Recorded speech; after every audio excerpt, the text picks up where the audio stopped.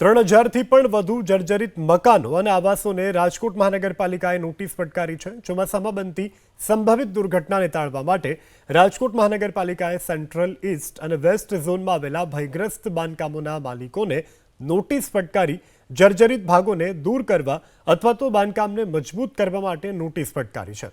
Central ઝોનના 46, waste ઝોનના 2408 અને ઈસ્ટ ઝોનમાં 58 જર્જરિત બાંધકામોને નોટિસ ફટકારવામાં આવી છે। આ નોટિસોમાં લલુડી વોકડીના આશરે 600થી પણ વધુ મકાનો અને ગોકુલધામ સહિતના આવાસ યોજનાના ક્વાર્ટરનો પણ સમાવેશ થાય છે। તો રહીશોએ ગંભીર આરોપ લગાવ્યો કે બિલ્ડરો અને મહાનગરપાલિકા મકાન ખાલી કરાવે છે। મહાનગરપાલિકાને વર્ષો પછી દબાણો દેખાયા। મેયર નૈનાબેન પેઢડિયાએ પ્રતિક્રિયા આપતા કહ્યું કે આ વિસ્તારની આસપાસ વર્ષો જૂના મકાનો આવેલા છે। સંખ્યાબંધ મકાનો ભયગ્રસ્ત અને જર્જરિત છે। સર્વેમાં 600થી પણ વધુ આવાસ જર્જરિત હોવાનો ખુલાસો થયો છે, જે તમામને નોટિસ પણ ફટકારવામાં આવી છે। ચોમાસામાં રહીશોને સરકારી શાળા અને અન્ય સ્થળો ઉપર રહેવા માટેની વ્યવસ્થા કરી આપવામાં આવશે।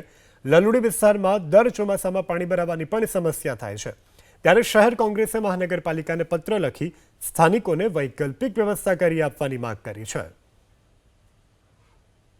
ખરેખર રાજકોટ મહાનગરપાલિકાના ભાજપના પદાધિકારીઓ છે, ત્યાંના લોકલ કોર્પોરેટરો છે, એની મિલીભગત છે। જ્યાં હોકળાનું લેવલ હતું એ ઊંચું લઈ લીધું છે। ખરેખર નીચું લેવું જોઈએ તો કોઈને પાણી ભરાવો ન થાય। આ ભાજપના પદાધિકારીઓની દાનત બગડી છે એટલે આ પ્રશ્ન થયો છે। ખરેખર લલેલા હોકળાની કોઈ હટાવવાની જરૂર જ નથી। જે હોકળો છે એને નીચે લેવલ કરીને સફાઈ કરી નાખી, કોઈને પાણી ભરાતા નથી। પણ આ લોકોની ક્યાંક ને ક્યાંક જમીનમાં ભાગીદારી હોય છે, એટલા દબાણો દૂર કરવામાં આવે છે। આ વિસ્તારની અંદર જે ભયગ્રસ્ત મકાનો છે એવા પરિવારોને સમાજની વાડી અથવા કોર્પોરેશનની શાળાઓ અને કોઈ પાર્કિંગની વ્યવસ્થા હોય તો ત્યાં એ લોકોને ખસેડવામાં આવે છે। રાત્રિ રોકાણની પણ વ્યવસ્થા અને ભોજનની વ્યવસ્થા પણ કરવામાં આવે છે।